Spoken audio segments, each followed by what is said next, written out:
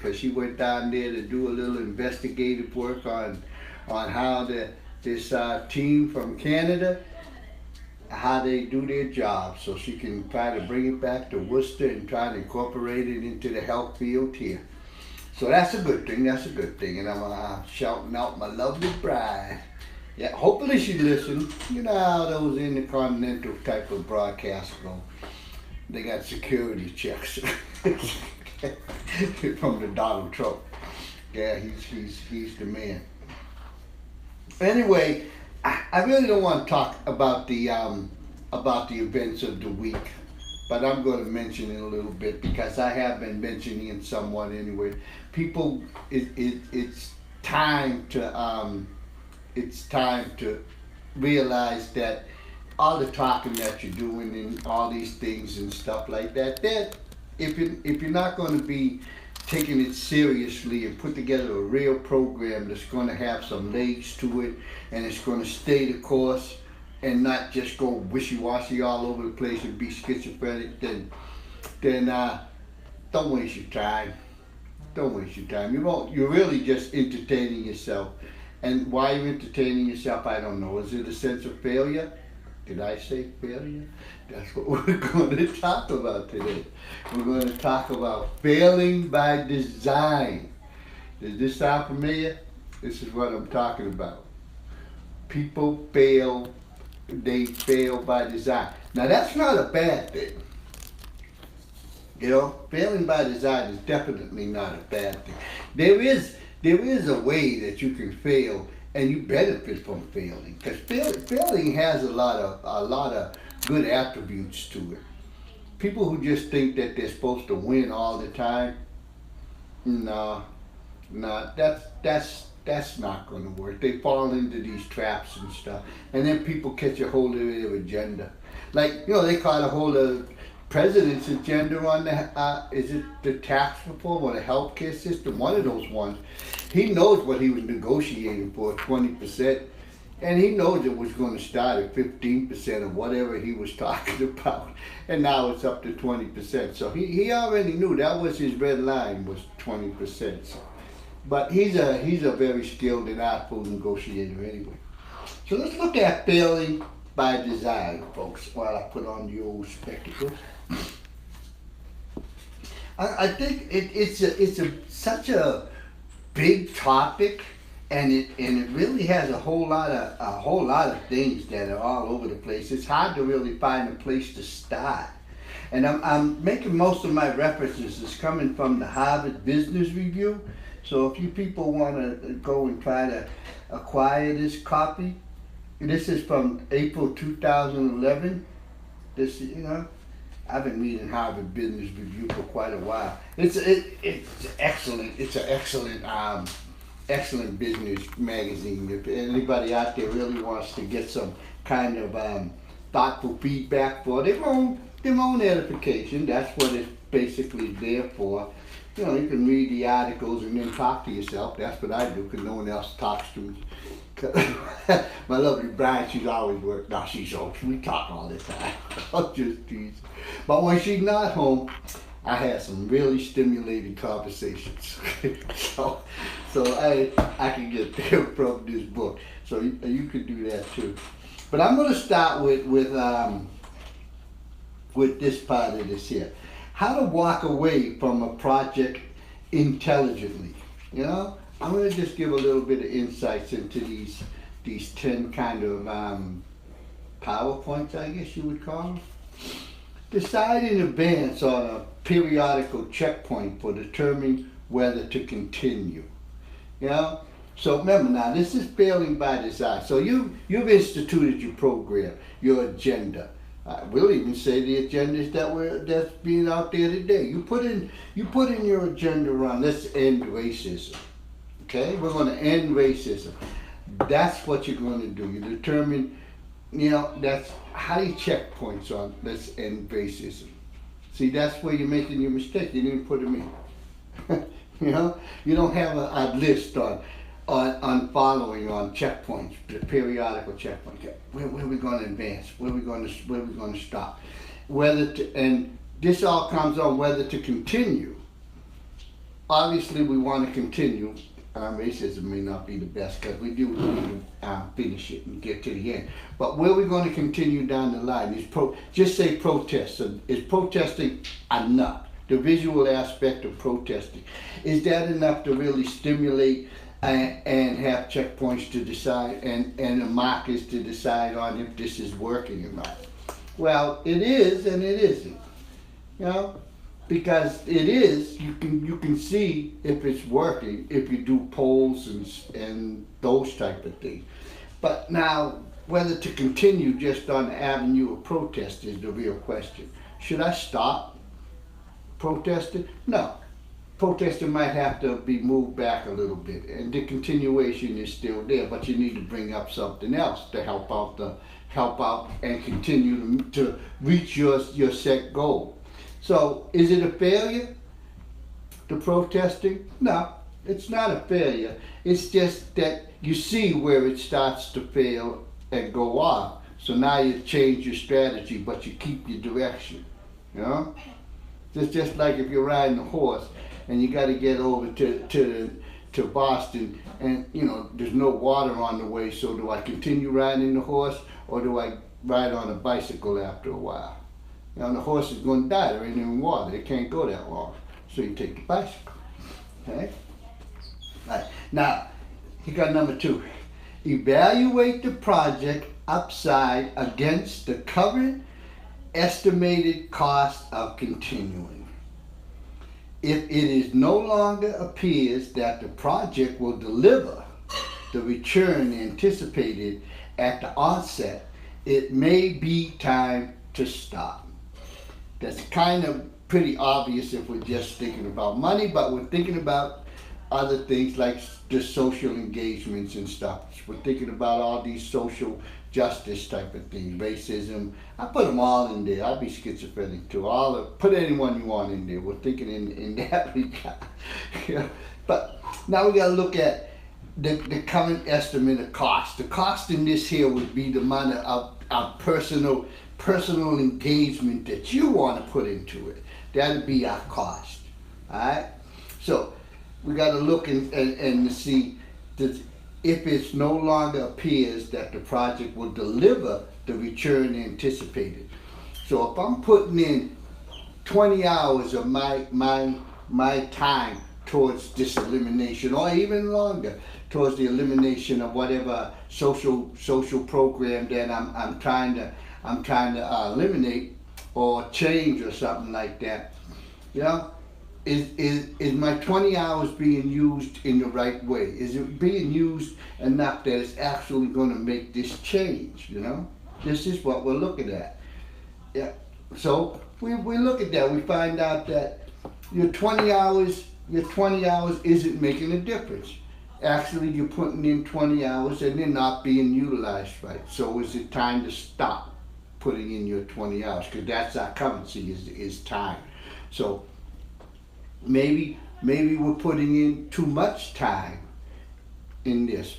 And too much time, what happened was we started to get too many different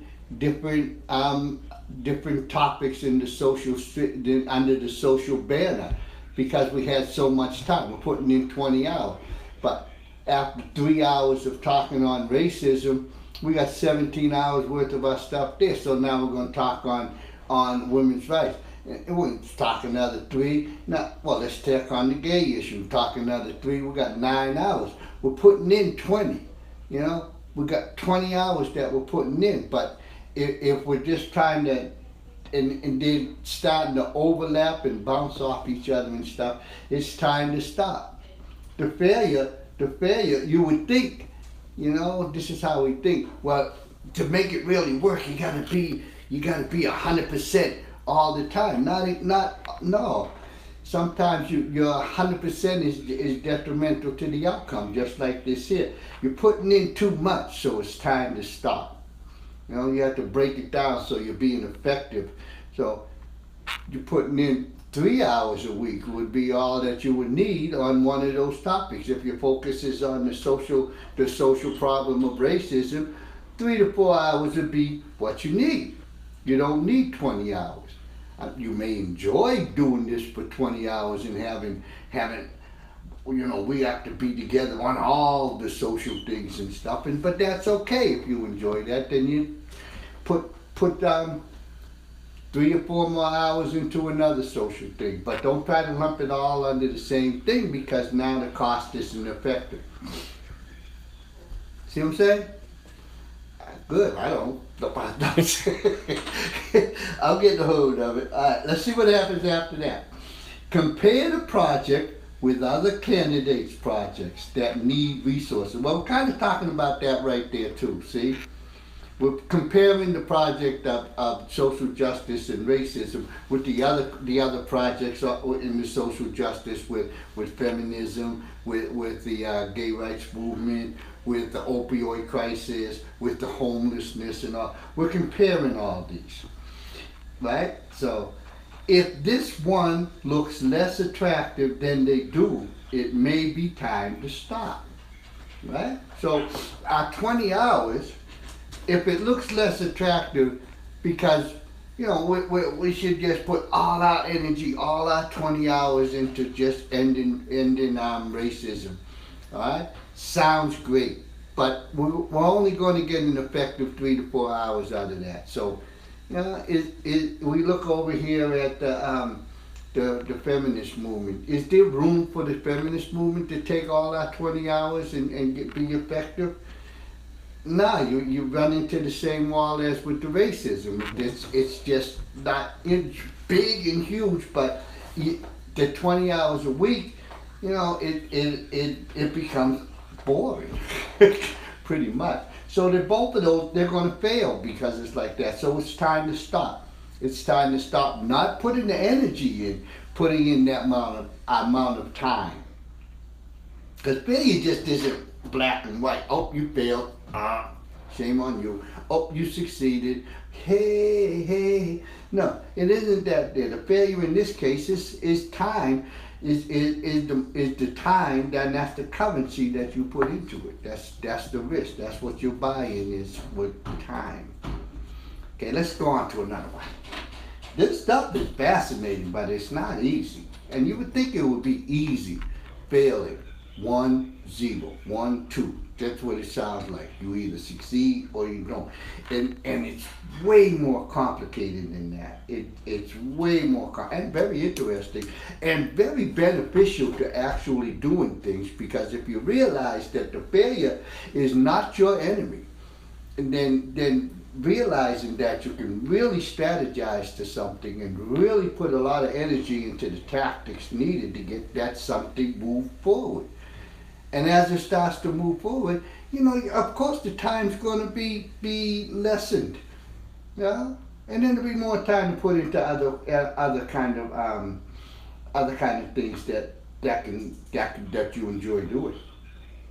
Okay, number 4, assess whether the project team be falling prey to the escalating pressure.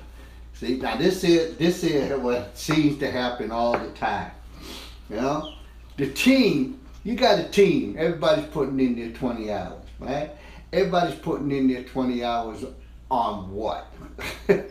We already said that 20 hours is too much. So whatever you put in your 20 hours is, the team starts to fall prey to the escalating pressures. You can't get enough of the energy to stay focused and stagnant. It's going to start to be sporadic, and it's going to start to quiver and go all over the place like that. So it's going to start to form a lot of pressures and stuff. Now you're going to have people falling off. When you figure out that we only need 4 hours, but you're still playing with 20, so because you haven't accepted that failure, the failure to say, we don't need to do 20. That was a bad plan. A better plan is just to do 4. So, and now as the pressure starts to grow, animosity starts to grow.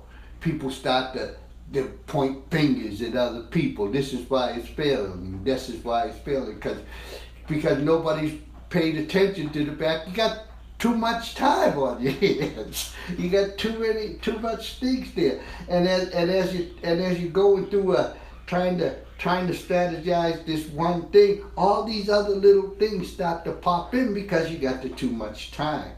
So again, this is all points to that's too much time, stay the course. Break it down from the 20-hour to 4. And you can do this with money. Say, which is what it's mainly designed for. If you're opening up a business and stuff like that, and you say, I'm going to flood the business with $1 million and that's going to make it successful. Well, no, you might buy all the high-end stuff in the world, but it doesn't fit what you want. People look at it, well, this is because that's a $5,000 machine. I can't afford that, so I can't buy that. That's why his program works, and this is why this is a good thing.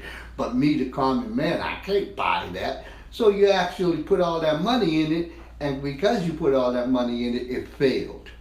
And this is the same thing with time. You put all that time into it, 20 hours a week, where 4 hours a week is what's going to be effective and pointed and right on point like that. So it fails because you put too much time in it, and the time is just like the money. It's not transferable to the energy needed. Right? Alright. We're getting on with this now. Okay. Involve an objective, informed outsiders in the decision about whether to continue instead of leaving it up to the projected team members. Right? Let me see what that.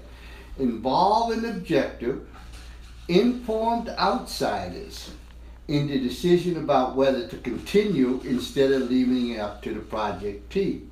Sounds complicated, but it's really pointed and really easy. In this case, ask somebody who's not on the team, how do you think we're doing? Give them a little overall of how they think they're doing. Tell them to be honest with you. They say, you guys spend 20 hours a week on this, and this is what you got? And what is all this other strenuous nonsense that you have over here going on? What is that for? Garnish. It's thrown all around, look good. It's just like, yeah. So you ask somebody. And how do you do that? You take polls. Ask people in the street. Just walk up and ask somebody you know. You might be in the gym, when and you might just say, hey, this is what I've been doing. What do you think about that? Well, that sounds good, man. How'd you come up with that? Well, we worked our behinds off for 20 hours a week. If they say that sounding, they're trying to search for something to say. Yeah, that was a really good thing you do, but boy, you dumb. You didn't have to do all that. So, seek that outside kind of engagement so you're able to do this stuff. Let's see what else we got here. All right. If the decision is made to stop, spell out the reasons why and make them clear, right? Because this is what's going to keep the team together. There's going to be some people on that team who's going to want to increase the hours because it's all about them, and they're firmly engaged in some status thing of look at how hard I'm working. And it's like hard working. I think that my friend Mike says it's all the time, but I didn't think he really knew what it meant. Don't work harder, work smarter. Mm-hmm. But he didn't realize that he didn't know about, if the project only warrants 4 hours, don't give it 20 hours. Mm-hmm. That's what wasn't in his plan. But that's literally what it comes down to. So you want to spell out the reasons why. It's like, well, the 20 hours that we're putting in here on this topic and stuff like this, most of it's being not used. We're not doing anything. We're just hanging around, and then we're getting all excited about other topics, and these other topics that we're getting excited about are starting to infiltrate into our goal and our focus, and it's taken away from where we want to go. So you spell that out clearly, that engaging in this topic with 20 hours, it's too much. We need to be stricter and more pointed and more and more exact on what we want and know what we want and do it in lesser hours. Do it in the hours that fit. That'd be the main thing. You got 20 hours, you got a surplus, so you want to do it in the hours that fit. But you have to get the reasons clear so that everybody's on the same page with that. Even though you know that some people aren't going to accept what you're saying, that's irrelevant. You get the clear reasoning why this is. They either come along with it or they continue on the path that they're on.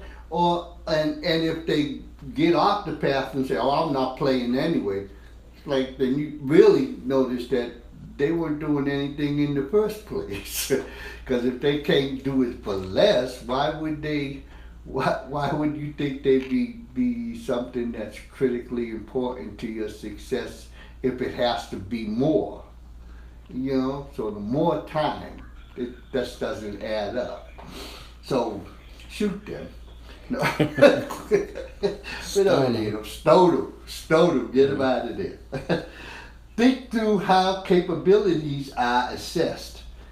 Developed during the course of the project might be recouped. Alright?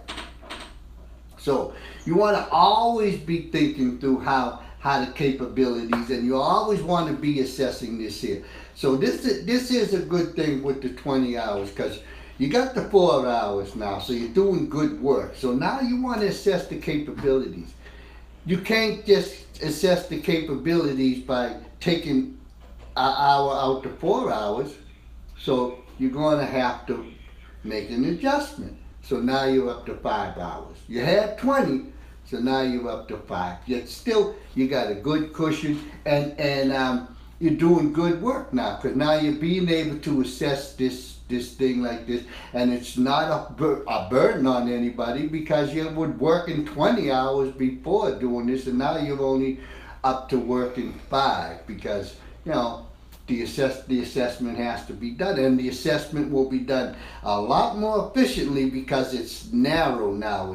It's really confined. It's pointed. The data's not streamlined and sporadic and fast and it's like the turtle. It's there, and it's right there in front of you, and it's slow moving so that you can see it all. And most data is going to be slow moving anyway. The changes that occur around the data might be fast, especially in today's world. But the data itself is going to be slow moving, so that's a good thing, right? We'll let those people stay. All right? Now, identify all who will be affected by the project's when the project's terminated. Draw up a plan to address disappointment or damage they might suffer. Okay, so let's look at this with the racism. Now we got to look at this for who's going to be affected if we break down the hourly thing, or if we even have to terminate that the way that we're approaching the ending of racism at this point. So you look at that. Who's going to be the one that's most affected by that? Let me see. I think it'd be the blacks. I think it might be the black people that's engaged in the ending of racism that will be the most affected by this. That's what the obvious thought would be. Okay, they're going to be affected by it. But let's keep looking at who else is going to be affected by it. Let's look at the single white mother who gets the same benefits as the single blacks get in the welfare system. They're going to be affected by this here with the ending of racism. Racism is such an insidious monster that it has a lot of different tentacles that you don't have to name at that point, but this is what's going to happen. But when you look at now we're looking over here, all right, if we end this racism stuff, the party that's going to be really affected and going to be at the mercy of the government and the big businesses and stuff are the poor blacks. And, the poor whites. And the poor anybody's. So, we're going to have to keep that in there, that they might suffer the damages. So let's see how we can we terminate this so that the least amount of suffering goes on. You know, and what's going to happen in most cases in this here, because your mindset was already in those areas and stuff like that. You might say, "Oh, we need to have another program and agenda on just dealing with the poverty situation," and you know, it's like you might, but you might not. You have to really think out this and identify all participants in the termination of the program. Because that's really, really, really important for the success of the original program, because you know you're not going to give up on the original program. You're really not making it to be terminated, because this here deals with money. So, of course, with the money coming in, done. It's out of here. But for social issues and stuff, that's not working. We got to do something different and make a change. So you terminate the whole way that agenda was, that whole agenda for making it happen this way, and bring in a new agenda, which isn't really new because you've been talking about it all along in the first place. Let's look what else happened. Use a symbolic event. I don't really understand this one. A wake, a play, a memorial to give people closure. That might, I don't know why that's there, but I had a hard time trying to think about that one anyway.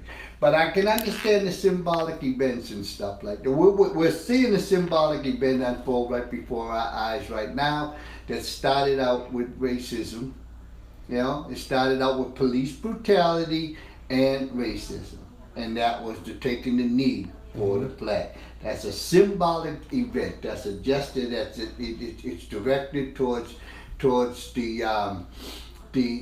freedoms and the 14th Amendment and the 5th Amendment and the 2nd Amendment.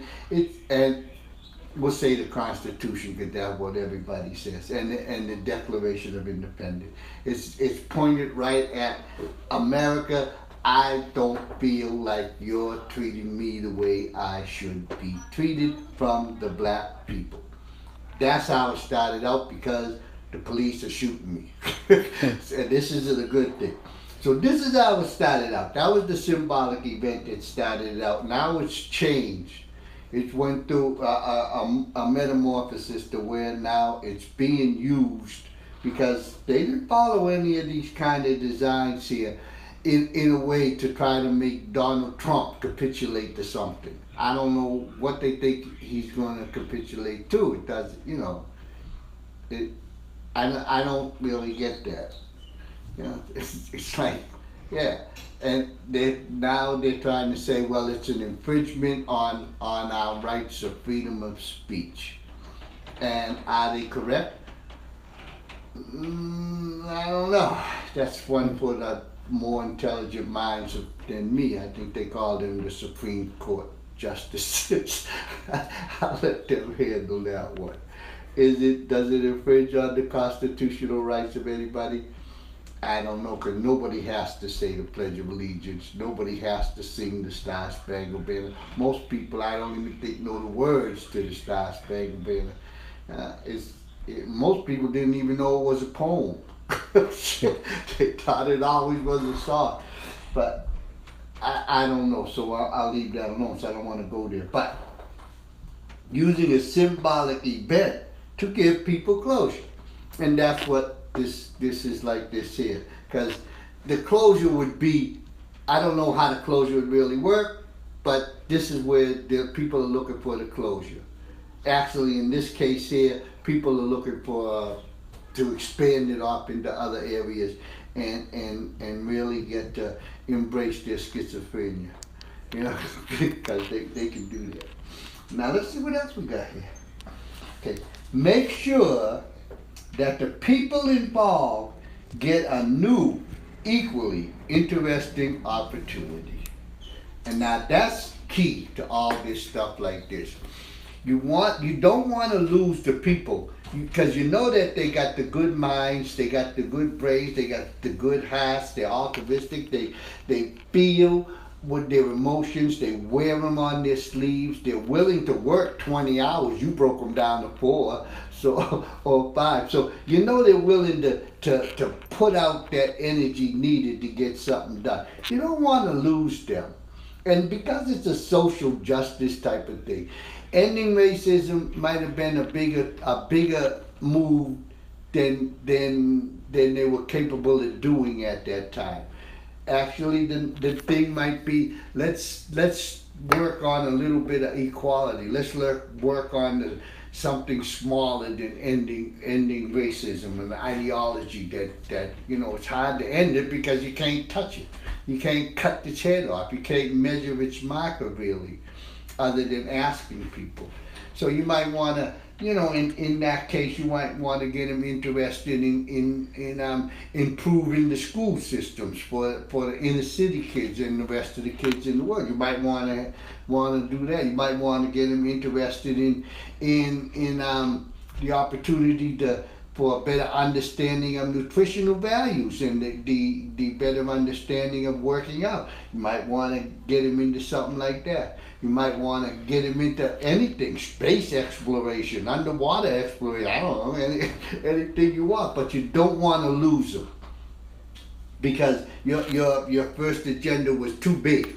It was too big, and it was an ideology rather than something you can tangibly, you can cut a snake's head off, and it dies, but you can't stop people's